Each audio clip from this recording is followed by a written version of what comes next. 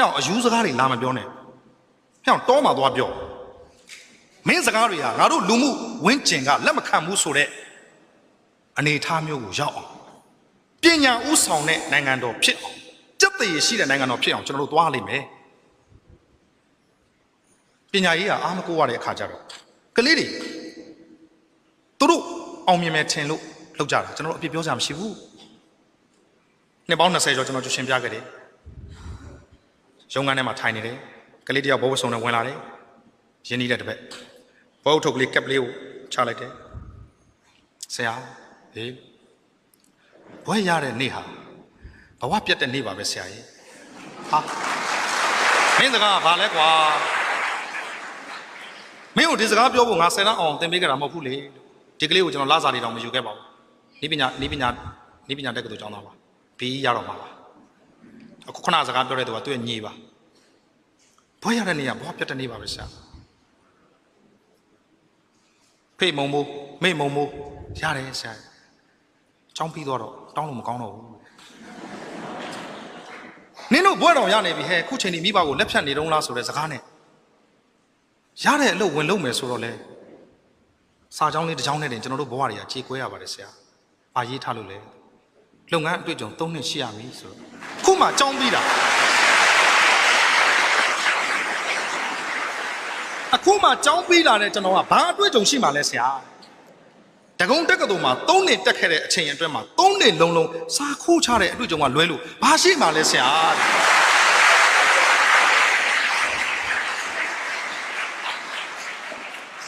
သူ့ဘေးနားကနေပြီးတော့မျက်နှာငယ်လေးနဲ့တိတ်တဆိတ်ပါလာတဲ့ကောင်မလေးသူကလည်းဘောဝဆုံနေတယ်တငယ်ချင်းနေရာမှာစာခိုးချတဲ့အတွေ့အကြုံရှိပါသေးတယ်တငယ်ချင်းရဲ့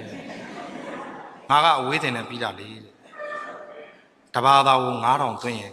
ခုံနံပါတ်ထိုးပြီးပြန်လို့ရတယ်ဆိုလို့ငါဖြင့်စာတော်ခိုးမချခဲ့ရပါဘူးတငယ်ချင်းရဲ့နေငါမှာစာကူးချတဲ့အတွေ့အကြုံရှိသေးတယ်တဲ့ငါကတော့တဘာသာကို9000ပေးရင်ခုံနံပါတ်ထိုးပြီးပြန်လို့ရတယ်ဆိုလို့စာကိုခိုးမချခဲ့ရပါဘူးတကယ်ချင်းဘွဲရတဲ့နေ့ဟာဘဝပြတ်တဲ့နေ့လိုမျိုးဖြစ်အောင်ပညာရေးကအားမကိုးရမှာတော့တိုင်းပြည်မှာအဲ့လိုပညာတတ်တွေမရှိမှအပေါ်ကအုပ်ချုပ်တဲ့သူကမင်းတို့ငါလောက်တတ်လို့လားမင်းတို့ငါလောက်သိလို့လားဆိုတဲ့ပုံပန်းတရံမျိုးနဲ့စေတနာဇိုးနဲ့လှုပ်ချင်တဲ့အခါကျတော့ကတ်တုံးဆရာကြီးလက်မနေဘူးချက်ချင်းမဆွဲတယ်တိုက်ပုံညင်နဲ့ဝက်ချန်ထဲမှာတရားခံလူငယ်လေးတယောက်ပြစ်မှုထင်ရှားသဖြင့်အလုတ်ကျန်းနဲ့ထောင်တာ3နှစ်ချမှတ်သည်ခြေကွဲစရာဒရမာ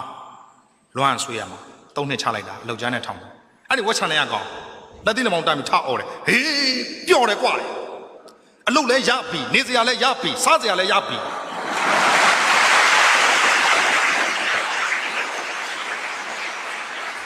သူ့ကိုအလုတ်ကျန်းနဲ့ထောင်တာ3နှစ်ချတာ